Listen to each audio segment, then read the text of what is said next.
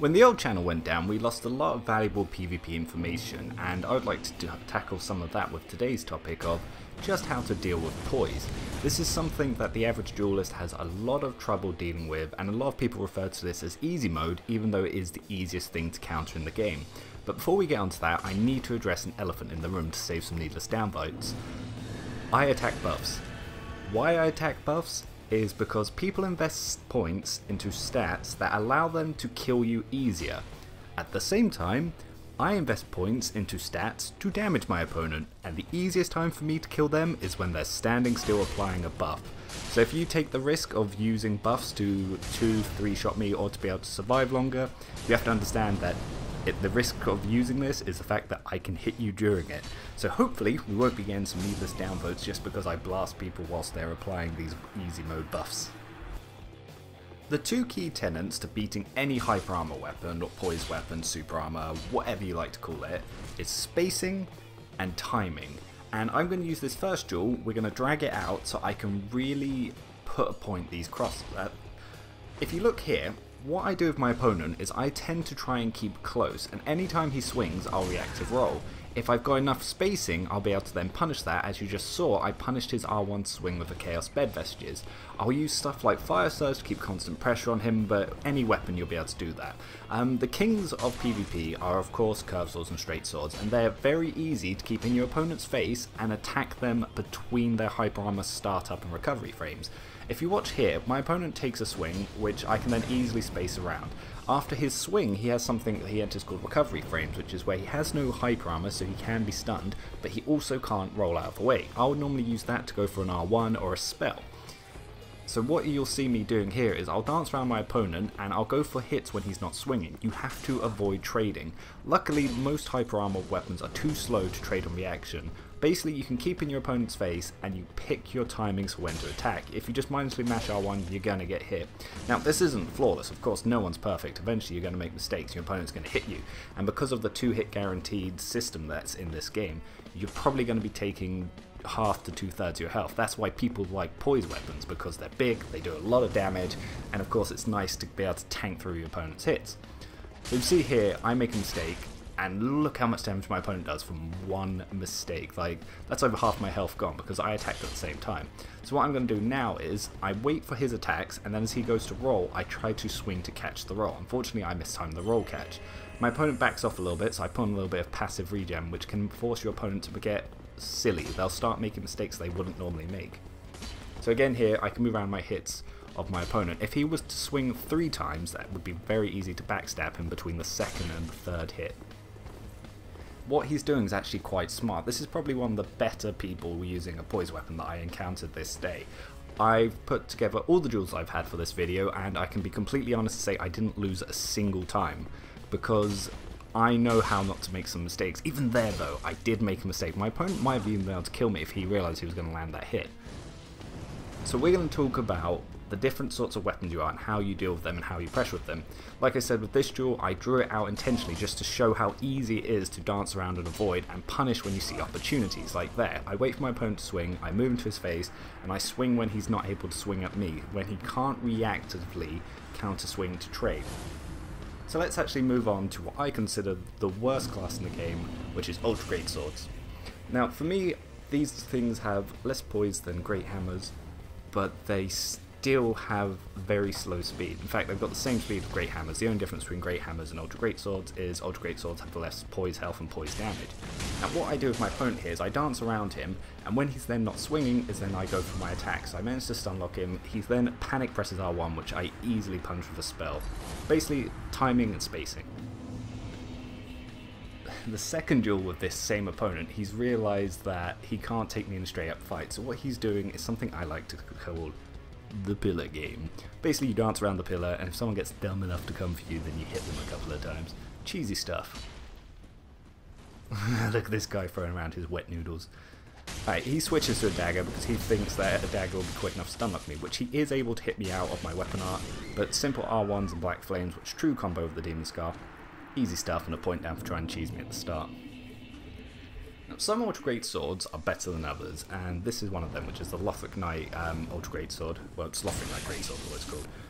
The key part of this weapon is its poke speed. From a roll, it can poke and do quite a bit of damage, and it's fast, so you have to be careful when attacking your opponent when rolling. Like there, I managed to time it so I could stun lock him with the R1. This time I didn't stun lock him, he goes for the stomp, and if I'd carried on mashing R1, he would have launched me for a lot of damage.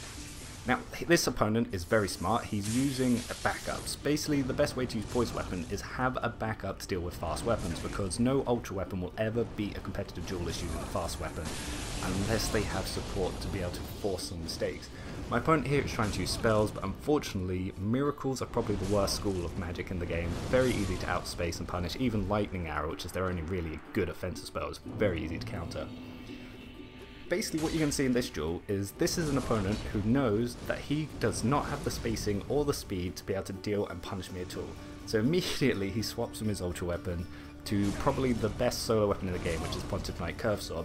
Basically he knows he doesn't stand a chance with a Poise weapon, so his plan is to try and just outspeed me, and look at that. Look at the difference of how quickly and easily he can damage there. So again, like with, this isn't really what the main topic was, but it's just to show the fact that my opponent realised there was no way he was going to be able to beat me with an ultra, so he had to switch to a faster weapon. Which again, you play it the same way, spacing, timing and speed, but of course your opponent recovers a lot faster than he does with an ultra, and he can put on a lot more pressure than he would do normally.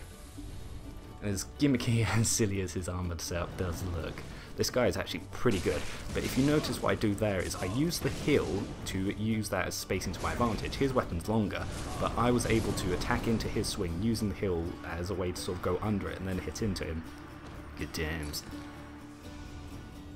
Now, you cannot get too cocky. Now, one thing I like to do is I get really cocky in duels, which can lead to me making some horrendous mistakes. Like, this guy is using probably one of the worst great hammers here. Still better than most ultra great swords, but it does a lot of damage.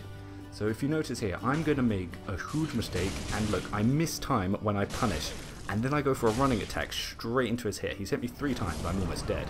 Like, he could have absolutely floundered me there. He gets a nice clap though. Probably the best great hammer in the game, probably the best big weapon, is Lido's great hammer, because its weapon art is incredibly fast. Like, it's faster than most great sword stuff, and it does a lot of damage. You can kill someone in 2 hits with the weapon art. It's insane. So what I do here is, it's very hard, especially on lag. My opponent has a bit of lag here, so it's very hard for me to punish him with the R1s, which is why I like to play Pyromancer.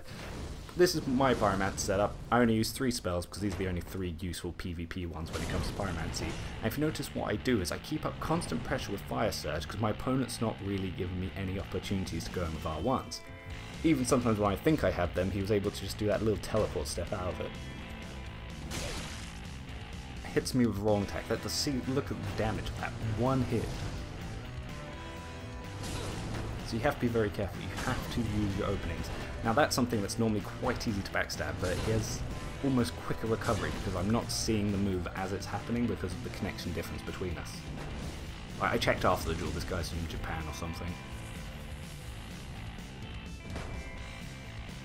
So my opponent makes a mistake there going for the second swing, and then something that he also makes a mistake of is trying to R1 immediately after being hit, because if I go for those R1s, he'll never be able to trade with the speed. You look at something like the Morn's Great Hammer here, which is one of the worst in the game. Basically all he's got is just standard R1s, everything else is horribly useless. So what I can do here is just keep in his face and go for some damaging. You've got to be careful with those running attacks, because again, if you get overconfident, you make mistakes, you take damage, you could lose. So if my opponent rolls into me, I catch his roll of an R1, immediately go for the 2-hit combo, and as he then panic rolls, I go for a 3rd hit, which in this case is the weapon art, which is my favourite combo. R1, Black Flame, weapon art, R1, Black Flame. Huge damage, there's good 1300, you can pretty much one-shot people in the arena. Now this guy is smarter than your average bear. He's using a fast weapon to complement his slow weapon, so he can switch between the playstyles. So if you're able to counteract the fast weapon, he can go with the big weapon and try to trick you into making some big trades, and if you get too used to the spacing and the timing for the big weapon, he can swap back to the fast weapon. That's a smart player, and that's something rare to see. Now if you notice, what happened there is I made a mistake with the spacing, and he just traded in with my Chaos Bed Vestiges with his weapon art, and look at that, 2/3 my health in a single little chain there. If he hits me twice with that, that's game over. Now the mistake my opponent makes here is he swaps back to the weapon that he was never able to hit me with in the first place, where if he'd probably stuck with the big weapon, he might have been able to trick me into getting another weapon art which he goes back to here. So yeah, you have to be very careful. Two mistakes is all it takes for this guy to win because of the size of his weapon. Any amount of latency is the best friend of any big poise weapon because they do so much damage and it's so easy to stay with trades.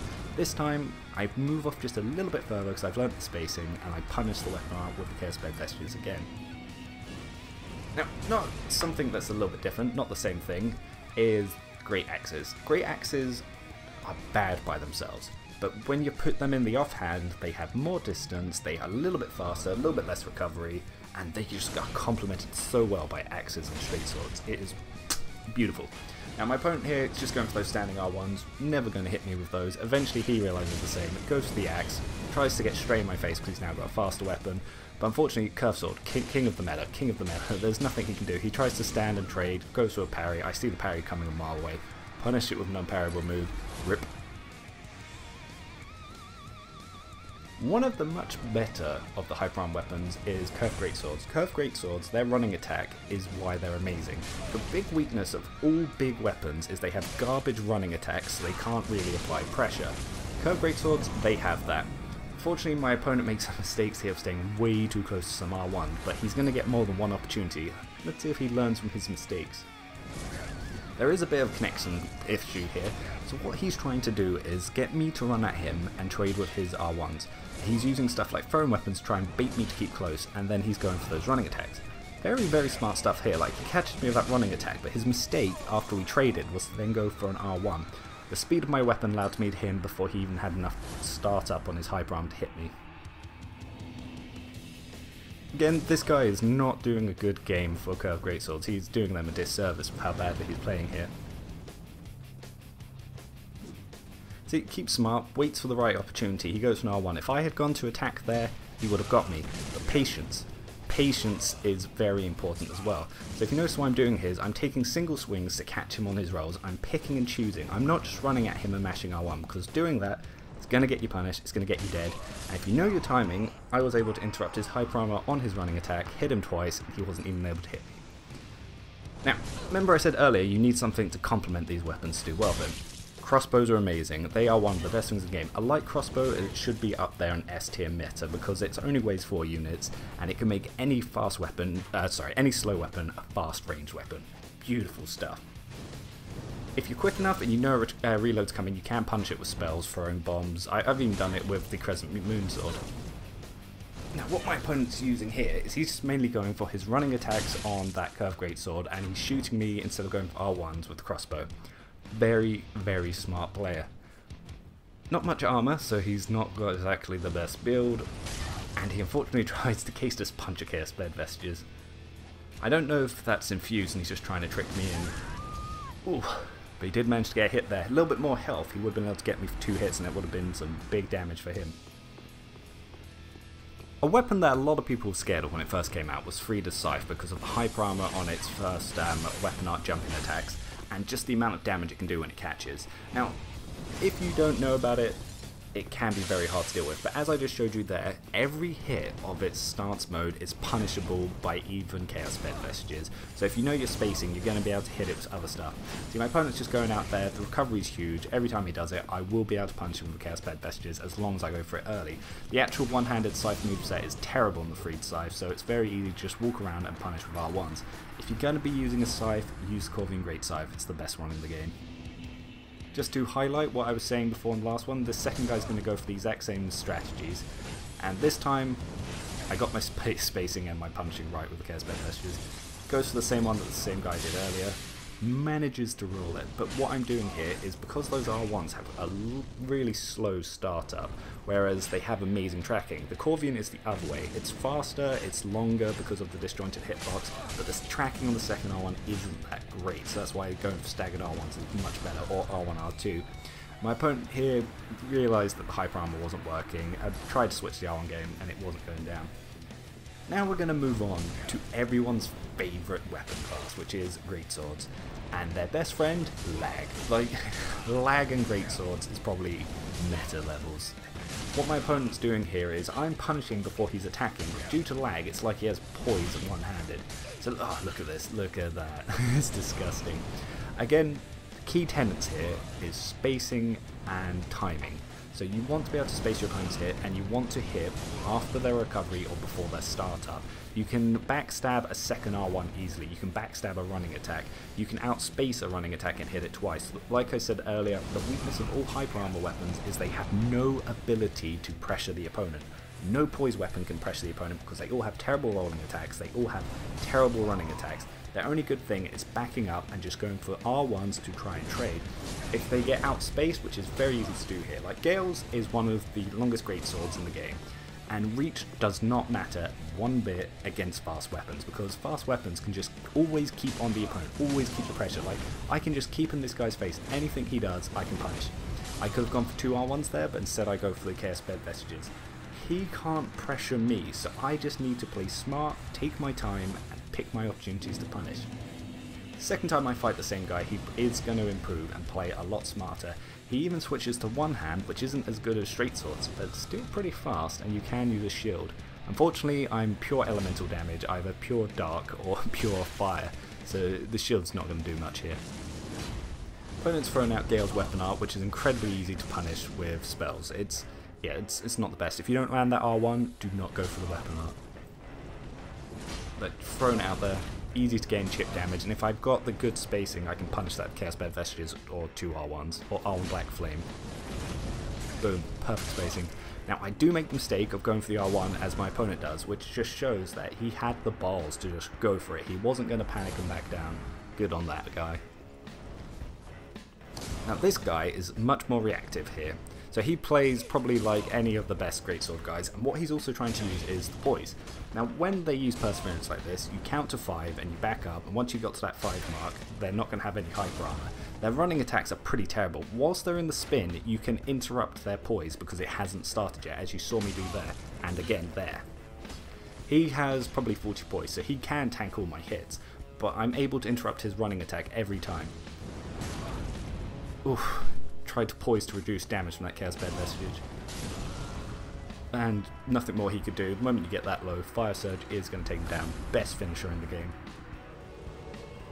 Now the second duel, my opponent realises greatswords are never going to beat me. They're just too slow, they have no ability to pressure. So he switches to Gundyrs because he wants to spam the weapon art. And I've noticed that he's got the wrong armor on and he's fat rolling. So he's trying to hard swap a weapon and his armor, to which I punish him. I hit him twice and then he just goes into full panic mode. He's not got a helmet on, he's not fixed his armor. So this guy's panicking, and all I'm doing is I'm just chasing him down, hitting him with Chaos Bed Vestiges. Some people might call this scummy, but I think trying to hard swap to a weapon that you think is going to counter my playstyle in the middle of the duel is a bit insulting. The fact that you think I'm just going to stand there and wait for you to make it easier to kill me. No, good sir. Okay, this guy I played a lot this day, and he is really good with greatswords. See there? He knows that I'm going to go in for attacks. I make it too obvious, and as I walk in, he immediately trades me. Beautiful stuff. He makes a mistake of throwing out the weapon art and gets punished. Now, what he's trying to do is, he wanted to stagger those R1s and have me walk into that second R1 there. It didn't work, and it's a strategy he uses a lot. He'll stagger R1 to try and get me to come in to see if he can trick me with then going for post start. But again, I was able to hit him before his startup, where he doesn't have his Poise.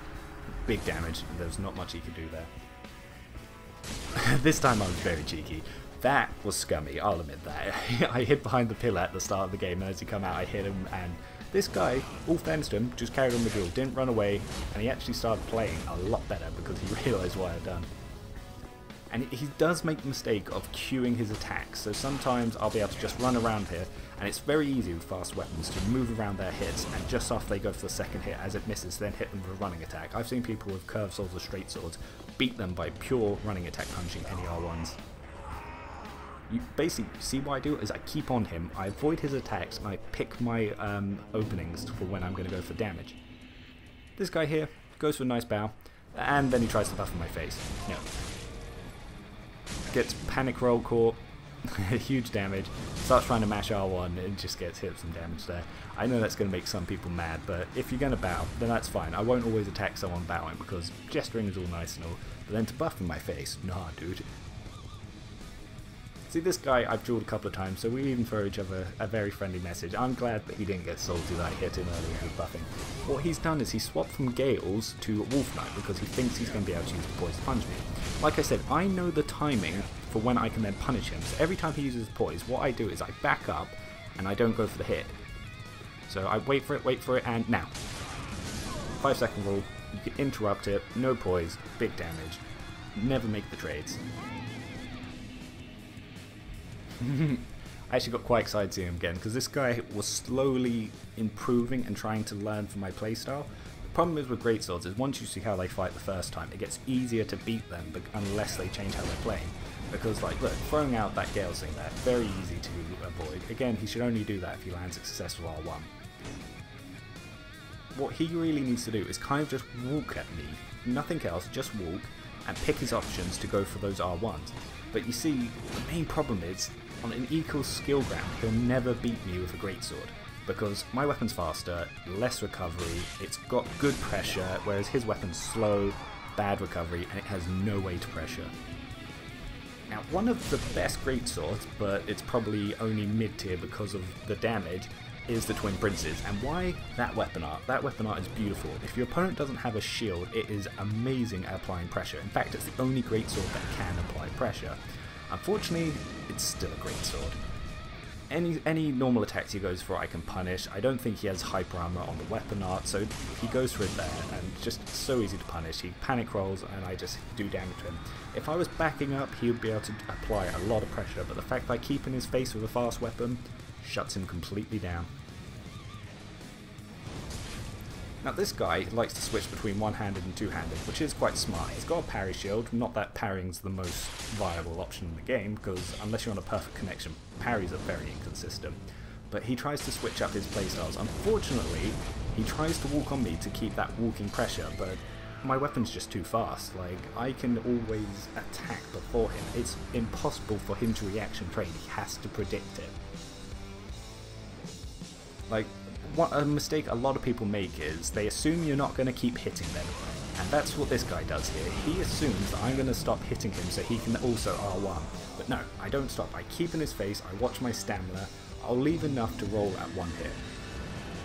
Now this guy had the bright idea of trying to buff in my face, and he eats a Chaos Bed Vestige. He then panics using his greatsword and he switches to a parry tool. So his plan is to parry me. He immediately goes for a parry after my second hit. If you see a parry tool, don't go for a third hit. He swaps to a fast weapon because he thinks he's now going to be able to apply pressure, but his health is so low I can just back up and keep cheesing him with Fire Surge. Fire Surge is almost impossible to punish unless your opponent makes a mistake.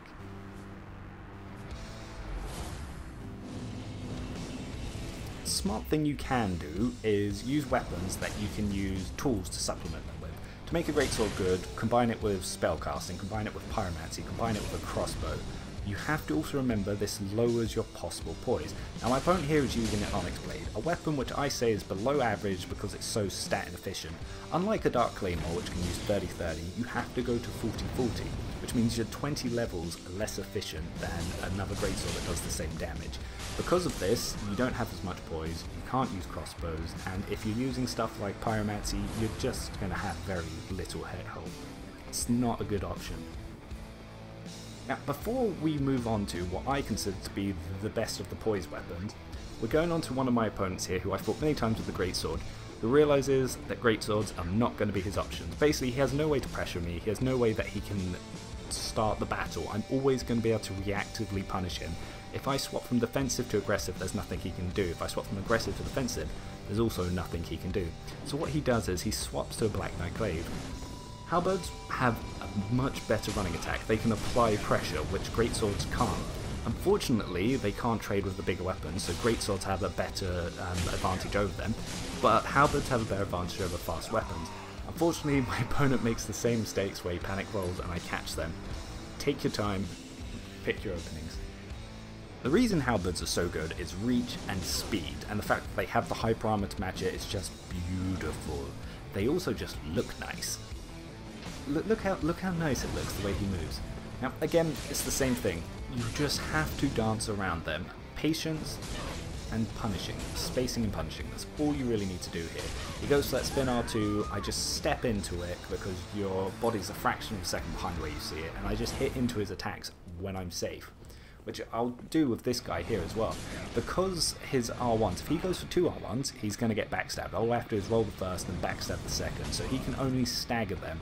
He goes for running attacks, I can quite easily avoid them because they're just not fast enough to be that much of a problem. But, again, it's much better than Greatswords here. He almost gets me with a perfect spacing. I think he was just a fraction of a second late. If he had done that, he would have been able to punish my running attack and got 2 hits. It was a very good effort. But as a final clip, I'm just going to prove to you just how little punishing and pressure that all big weapons can apply here. See, my opponent's trying to run at me with running attacks here, and I can avoid it easy on reaction, and then I can just immediately move at him and start hitting him and wailing on him. And just like that, if you've watched this video, you should have no more problems with Poise weapons. Let me know if it helped, pass it around if it did.